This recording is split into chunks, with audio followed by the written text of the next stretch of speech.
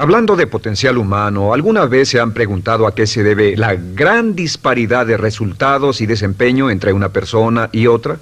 Una persona que percibe $250,000 anuales no es 10 veces más astuta ni mejor que una persona que percibe $25,000 anuales. ¿Por qué la diferencia de 10 veces sus ingresos? Y si tomamos a una persona que percibe $2,5 millones al año, ¿será esa persona 100 veces mejor, más astuta que la persona que gana $250,000? Imposible.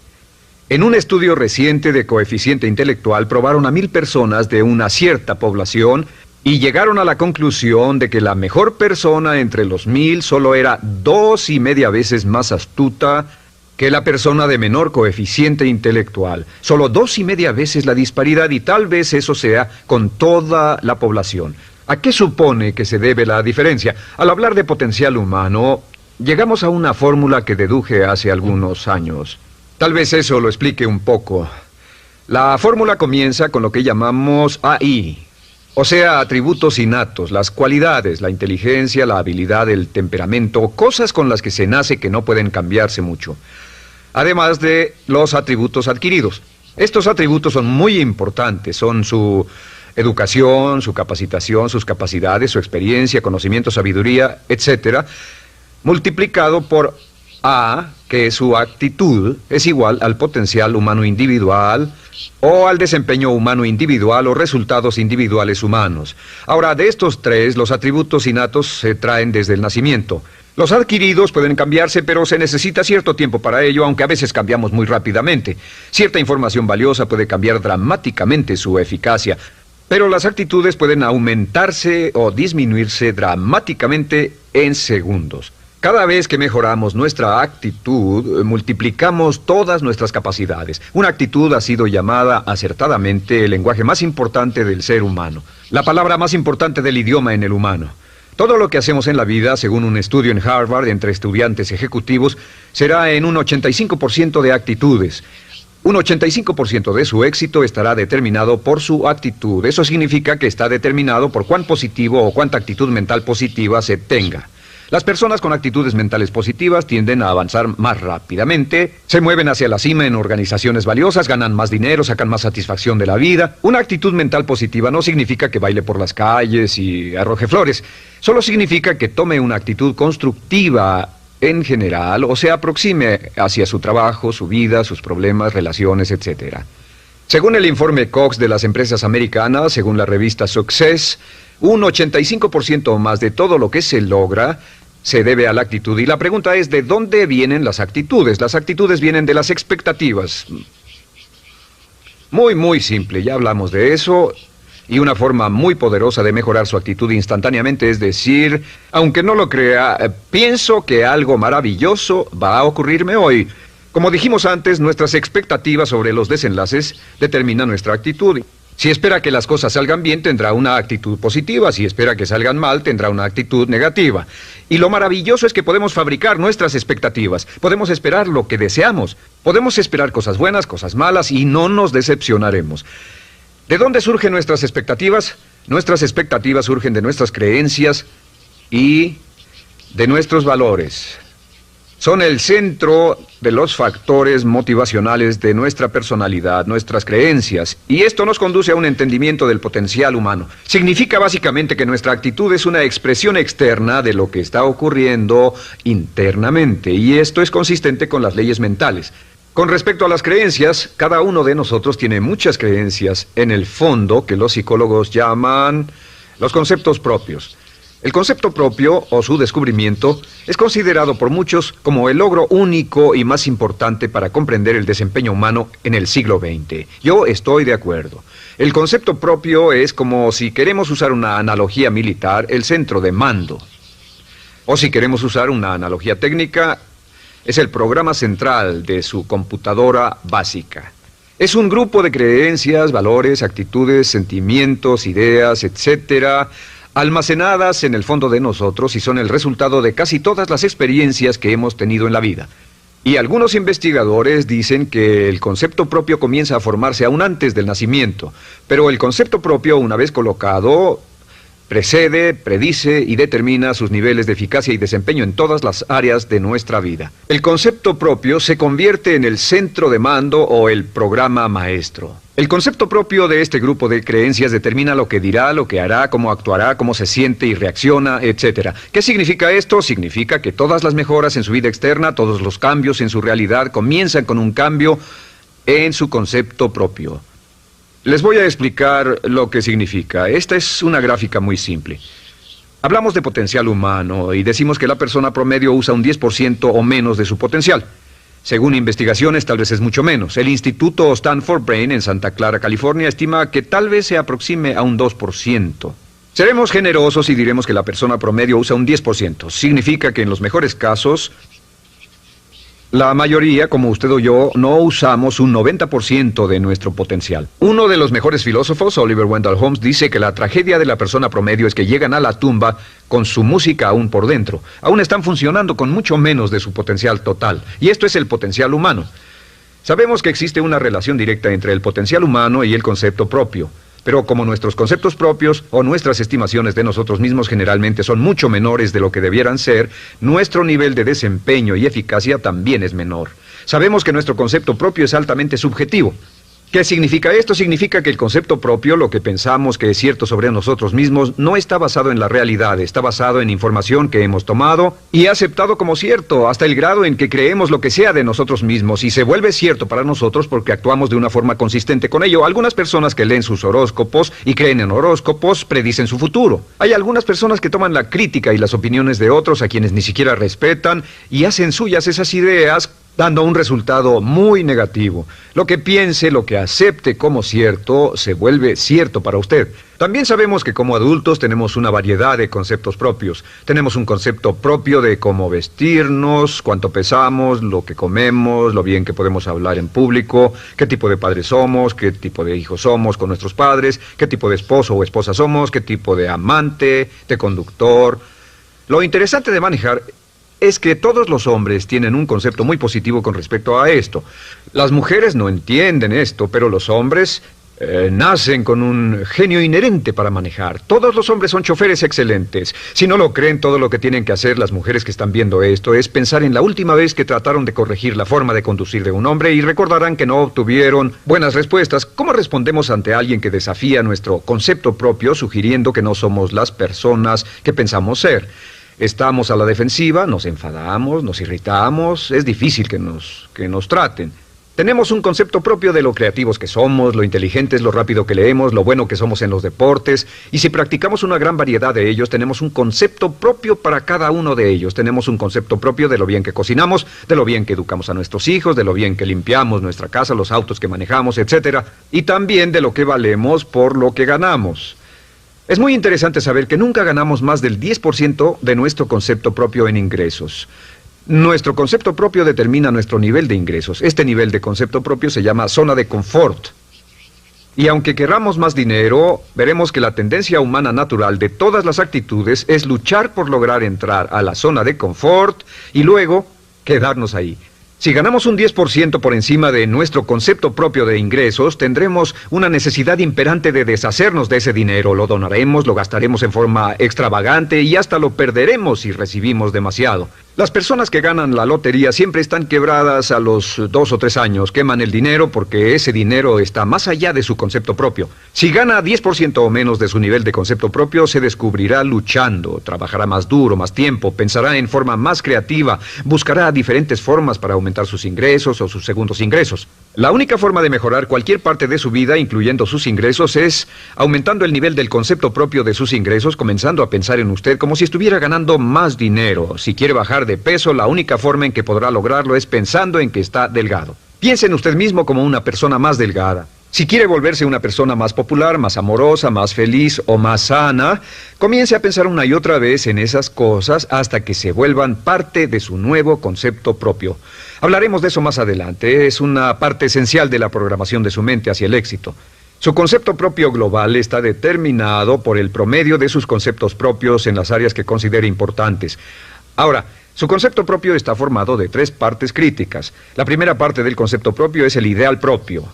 El ideal propio es la persona que más desearía ser, es su idea de lo que constituye un ganador, es su visión ideal de lo mejor que puede ser usted.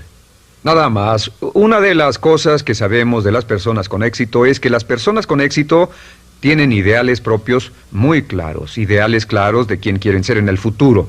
Las que no tienen éxito tienen ideales muy vagos. El número 2 es la autoimagen.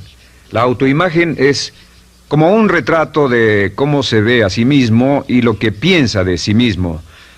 La autoimagen es el espejo interno, es como se percibe a sí mismo ahora en su desempeño actual, en forma cotidiana. La tercera parte es su autoestima. Su autoestima es cómo se siente consigo mismo. Cómo se siente consigo mismo es la fuerza motriz, el motor, la fuerza poderosa dentro de su subconsciente. Es la fuerza de energía dentro de su concepto propio y determina casi todo lo que le pasa. La mejor definición de autoestima es cuánto se agrada a sí mismo. Cuánto se agrada a sí mismo como esposo, cuánto se agrada a sí mismo como empleado, cuánto se agrada a sí mismo como jefe, como inversionista, como orador profesional, como atleta, etcétera. Según se agrade a sí mismo, su nivel de autoestima, su sentimiento emocional global respecto a cualquier área de su vida, determina su desempeño y su eficacia en dicha área. Lo sorprendente es que se convierte en lo que piensa, su concepto propio es maleable, su autoestima puede formarse repitiendo una y otra vez: me agrada mi persona, me agrada mi persona, me agrada mi persona. Me agrada mi persona, me agrada mi persona, me agrada mi persona. Entre más se repita, me agrada mi persona, me agrada mi persona, entre más lo repita una y otra vez, más crecerá su autoestima, y entre más crezca su autoestima, más crecerá su concepto propio global. Cuando crezca su concepto propio global, su desempeño será mejor en todo lo demás que emprenda. Cada vez que diga, me agrada mi persona, me agrada mi persona, me agrada mi persona, me agrada mi persona, me agrada, será como bombearse psicológicamente. Todo lo que pase que haga que su autoestima suba, hará que se comporte mejor. Todo lo que haga que su autoestima baje, hará que se comporte peor, que cometa errores, que sea infeliz, etc.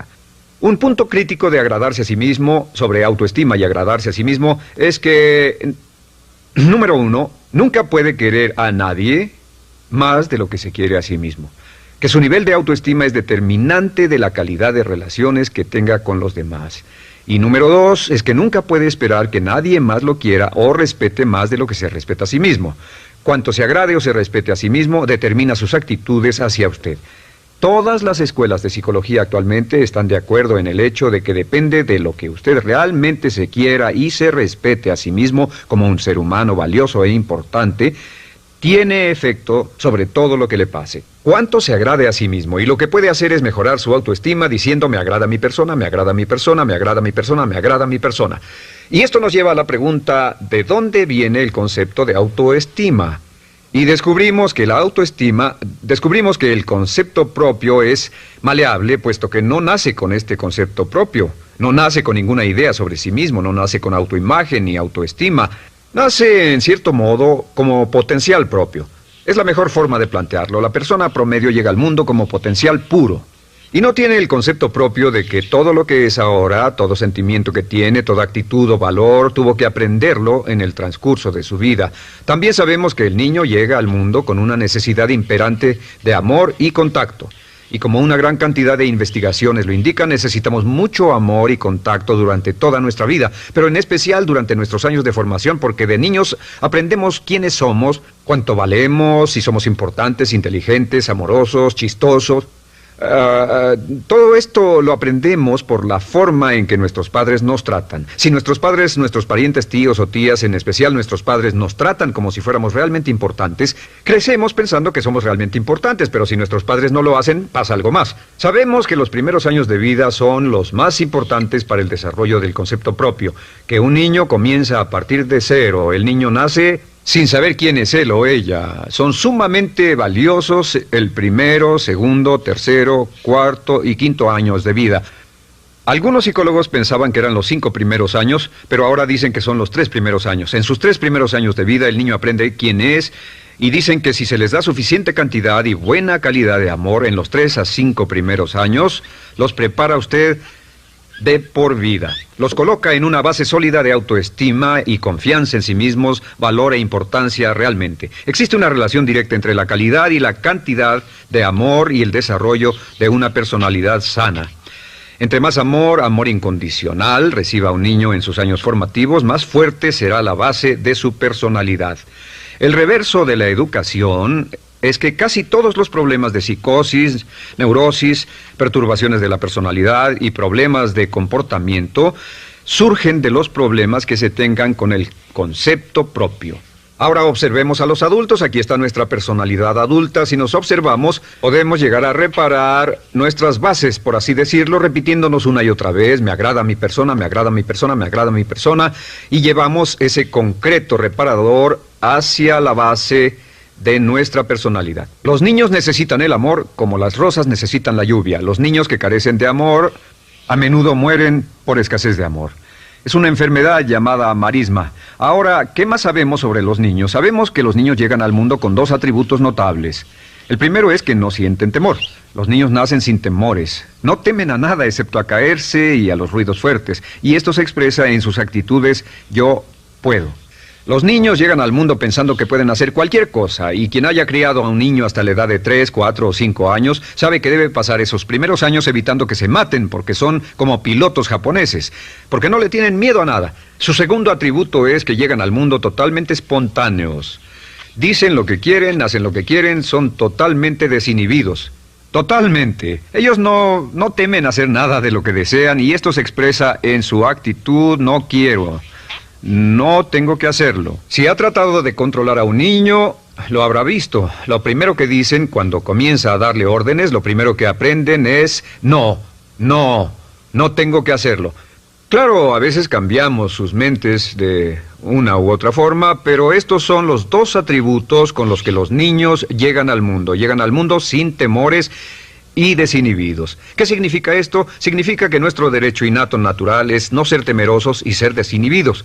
Y solo cuando podemos crear la misma situación en nuestra vida adulta, cuando no tememos y somos desinhibidos, nos sentimos a gusto con nosotros mismos. Las mejores organizaciones, las mejores compañías son las que crean un ambiente donde nos sentimos sin temores y sin reservas para ser nosotros mismos y para hacer lo mejor de nosotros. Al crecer descubrimos que los niños aprenden de dos maneras. La primera es por imitación. Imitan a uno o a ambos padres, en especial al padre dominante. Algunas veces el padre dominante cambiará cuando crezca el niño, y a veces los niños imitan al padre, a veces a la madre, pero aprenden por imitación. Muchas características y hábitos que tenemos como adultos los aprendimos de nuestros padres. ¿Alguna vez ha tenido la ocasión de gritarle o reñirle a uno de sus hijos? Verá que le dice las mismas cosas que le dijo su padre a usted cuando era niño. Así que imitamos. A veces imitamos su caminar, a veces su forma de hablar, a veces imitamos sus valores, sus creencias, etc. Aunque esos valores y esas creencias no tengan ningún valor. ¿Por qué? Porque nuestros padres eran así cuando nosotros éramos niños. La segunda forma en que aprendemos es pasando de la incomodidad, lo que no se siente bien, hacia la comodidad.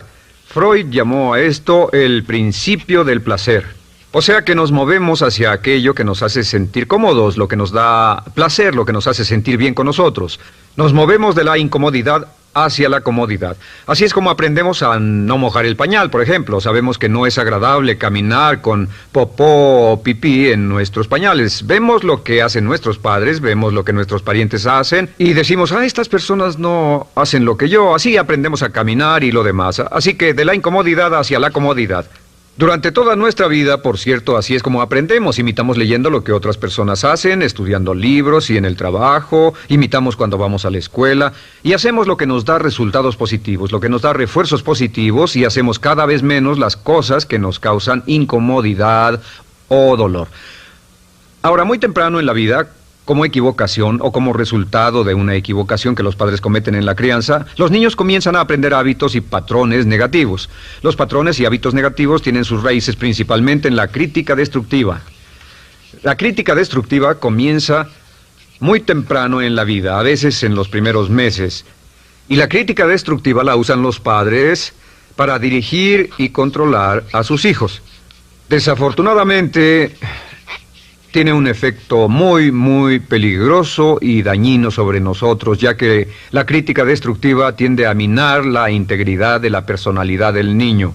Muchos de nosotros, incluyéndome a mí y a muchos de ustedes, nos hemos visto minados y heridos por la crítica destructiva más que todas las guerras en la historia. Ahora, como resultado de la crítica destructiva, comenzamos a desarrollar hábitos y patrones negativos. Los patrones de hábitos negativos son respuestas condicionadas hacia los estímulos. Los patrones de hábitos negativos se desarrollan en los inicios de la vida. Se desarrollan como resultado de una repetición del temor y el dolor una y otra vez. Se desarrollan como resultado de la crítica destructiva, el castigo físico, etc. En los inicios de la vida comenzamos a desarrollar dos manifestaciones que nos persiguen durante toda nuestra vida y más que ninguna otra cosa inhiben nuestro potencial. La primera es la llamada patrón de hábito negativo inhibido. El patrón de hábito negativo inhibido se aprende cuando al niño le dicen una y otra vez no. Aléjate de ahí, no toques eso, y se le castiga. Cuando el niño intenta algo nuevo, o se involucra con algo, o huele algo, o derrama algo, o rompe algo accidentalmente, el padre estalla y se enfada mucho. Como ven, el niño está impulsado por la curiosidad insaciable de explorar su mundo. Y lo que pasa es que cuando lo explora o se interesa y echa a perder algo, si el padre reacciona golpeando al niño, el niño comienza a pensar cada vez que intento algo nuevo, cada vez que intento algo diferente, cada vez que voy más allá de mis límites, cada vez que me salgo de mi zona de comodidad, cada vez que no juego sanamente, me golpean, me castigan, me lastiman, me envían a mi alcoba y me siento mal. Y muy pronto el niño desarrolla el sentimiento de no puedo, no puedo. No puedo. Cada vez que trato algo diferente, me castigan. No puedo, no puedo, no puedo. Es como la respuesta de Pavlov. Pavlov sonaba la campana y le daba de comer a un perro, y el perro salivaba, y Pavlov alimentaba al perro. Mientras sonaba la campana, el perro salivaba y siguió haciendo eso, y después Pavlov solo sonaba la campana y el perro salivaba. Lo que pasa en la vida adulta es que esto crea lo que llamamos temor al fracaso. El temor al fracaso es una respuesta condicionada a un proceso de crítica destructiva que ocurre en los primeros 5 o 6 años de la vida. El temor al fracaso automáticamente nos activa, nos sentimos ansiosos, tensos, intranquilos, sentimos presiones y estrés en nuestro plexo solar, sentimos ganas de retirarnos del evento, y el temor al fracaso es la razón principal por los fracasos en la vida adulta. Es la razón principal por la que evitamos cumplir plenamente nuestro potencial. De hecho, todos los patrones de hábitos negativos se experimentan en el cuerpo físico. Puedes saber cuál es un patrón de hábito negativo porque se siente en el cuerpo físico, precisamente. El patrón de hábito negativo inhibido, el temor al fracaso, el no puedo, ocurre primero que todo en el plexo solar. ¿Ha tenido la ocasión donde debe hablar frente a un grupo, debe ir a una revisión de su desempeño, o debe hacer una llamada determinante? Primero su plexo solar se aprieta. Si el temor continúa, su respiración se acelera. Su corazón comienza a latir apresuradamente, su frecuencia respiratoria aumenta y le duele la cabeza como migraña en la parte frontal, su garganta se le cierra y no puede hablar y se le seca la boca por completo, y como se pone tan tenso y asustado, va corriendo al baño. Estas son todas las manifestaciones. No hay peligro físico, pero sí peligro psicológico, una respuesta condicionada. Cuando sentimos estas cosas, la tendencia es retirarse de la situación que las ocasiona, y es la razón por la que no logramos mucho si retrocedemos. Es muy importante. El segundo patrón de hábitos negativos es el compulsivo. El patrón de hábito negativo compulsivo se aprende cuando a los niños se les dice una y otra vez: más vale que lo hagas. Si no lo haces, tendrás problemas o me las pagarás. A los niños se les convierte en recipientes del amor condicionado. Los padres no intentan hacer esto, pero lo que hacen es sugerirle al niño: no te amo, por lo tanto no estás a salvo, a menos y hasta que hagas lo que yo quiero. El niño crece sintiendo: tengo que hacer lo que quiera mi mamá. Debo complacerla, debo complacer a papá, debo complacer a los demás, debo complacer a mis parientes, y a veces debo complacer a mis semejantes, debo complacer a mis maestros, debo complacer a todo el mundo, y crecen con esto: debo. No puedo hacer lo que quiero hacer, debo hacer lo que complace a las demás personas. Este patrón de hábito negativo muy temprano en la vida se traduce en el temor al rechazo. El temor al rechazo lo experimentan los hombres como adultos como un comportamiento tipo A. Hablaremos del comportamiento tipo A posteriormente. El comportamiento tipo A es una necesidad compulsiva o excesivamente compulsiva de complacer de algún modo a alguien sin normas de comportamiento, prácticamente sin pensarlo. El temor al rechazo nos impulsa, nos hace muy sensibles a las necesidades de los demás. Hacemos cosas que otras personas quieren, no hacemos lo que nosotros queremos. Siempre estamos tratando de complacer a los demás. Tenemos preocupaciones o nos importan las opiniones, sentimientos y actitudes de otros hasta el punto donde ocultamos nuestras necesidades. El temor al rechazo se siente en la columna del cuerpo. Se divide el cuerpo a la mitad y se siente hacia abajo en la mitad posterior del cuerpo. El primer lugar donde comienza a sentirse el temor al rechazo es generalmente en los hombros y el cuello. Nos sentimos entumidos, duros, tensos. Cuando tenemos mucho que hacer sentiremos un estrés tremendo en la columna. Los músculos se estiran en la parte posterior. A veces se manifestará como flebitis y venas varicosas y a menudo nos darán dolores de cabeza en la parte posterior de esta porque las arterias carótidas que llevan la sangre hasta la cabeza, los músculos a su alrededor se contraen y la cantidad de sangre que fluye hacia la cabeza fluye más lentamente y se siente un terrible dolor de cabeza en la parte posterior. Estos dos temores, los patrones de hábitos negativos compulsivos, el compulsivo y el inhibitorio, son resultado de la crítica destructiva, el gran destructor de la personalidad que nos persigue durante toda la vida. Y lo maravilloso de todo esto es que como son patrones de hábitos aprendidos, podemos olvidarlos. Podemos acabar con el temor al fracaso que nos detiene. Podemos acabar con el temor al rechazo que hace que hagamos cosas que complacen a los demás en vez de complacernos a nosotros, trabajando con nuestra propia autoestima. Porque existe una relación inversa entre la autoestima y el patrón de hábitos negativos. Porque entre más se agrade a sí mismo, menos teme al fracaso. Entre más se agrade a sí mismo, menos teme al rechazo. Entre más se agrade a sí mismo, menos temerá a cualquier cosa. Y si sigue repitiendo, me agrada mi persona, me agrada mi persona, me agrada mi persona una y otra vez, si sigue diciendo esto, con el tiempo su autoestima sube más y más y más y más y sus temores desde luego bajan. Cuando su autoestima sube, sus temores van en dirección opuesta. Ahora, ¿cómo enfrentar la crítica destructiva si debe criticar a otras personas? Pues eso es muy simple. Muchos padres nos han preguntado eso. ¿Cómo se controla a los niños? Una de las claves para controlar a los niños es dirigirlos para que hagan algo constructivo en lugar de hacer algo destructivo. Otra cosa que debe recordarse es que lo que quiere hacer es que quiere dar una crítica informativa, crítica constructiva, lo que significa que se les dice a los niños lo que pueden hacer o a los adultos lo que pueden hacer mejor. Todo el propósito de dar retroalimentación de cualquier tipo es mejorar el desempeño. Si es padre o si es jefe o si es una persona en una relación, si una persona está haciendo algo malo o inadecuado, todo el propósito de darles cualquier tipo de retroalimentación es para que puedan hacerlo mejor. Sin embargo, existe una relación directa entre la autoestima y la crítica destructiva. Cada vez que se critica a una persona, su autoestima baja. Y cada vez que su autoestima baja, su habilidad para desempeñarse baja. Si critica a una persona en forma destructiva demasiado tiempo, llegará a un punto donde no intentarán nada. Se convierte en lo que llamamos hipersensible. Un adulto hipersensible es aquel que no puede aceptar críticas de nadie. Un adulto hipersensible es una persona que está muy tensa, ansiosa, si siquiera sugiere que no está haciendo lo correcto. Si trata con un adulto hipersensible, la clave es sentarlo y recordar 4 cosas. Número 1, comenzar con alabanzas. Número 2, proteja la autoestima de la persona a toda costa. Número 3, discuta el desempeño y no a la persona. Hable del comportamiento más que de la persona. Y número 4 es enfocarse hacia el futuro en vez de en el pasado. Enfóquese hacia lo que va a hacerse en forma diferente en el futuro en vez de lo que pasó en el pasado. ¿Por qué? Una razón muy simple, porque una persona no puede controlar el pasado. Al no poder controlar el pasado, cualquier crítica de lo que han hecho en el pasado les da un estrés tremendo y frustración. Así que, en resumen, la clave del éxito en la vida es una actitud mental positiva. Una actitud mental positiva se basa en expectativas de éxito, de una serie de expectativas positivas. Esa serie de expectativas positivas se basa en sus creencias y en su concepto de sí mismo. El centro de su concepto propio que determina su eficacia en la vida es su autoestima, y su autoestima se mide por cuanto se valore a sí mismo. Las dos cosas que nos frenan más que nada son el temor al fracaso y el temor al rechazo. Y uno de nuestros secretos centrales de éxito es este.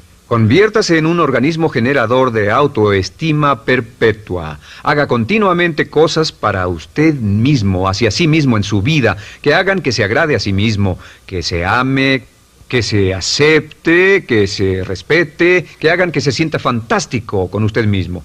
Si es un jefe o un padre, no olvide que la clave para el máximo desempeño en su hogar y en su trabajo es hacer que las personas se sientan maravillosamente consigo mismas. Entre mejor se sienta consigo mismo y más se agrade, más probable será que logre que las personas a su alrededor lo quieran, lo acepten, lo respeten, se respeten.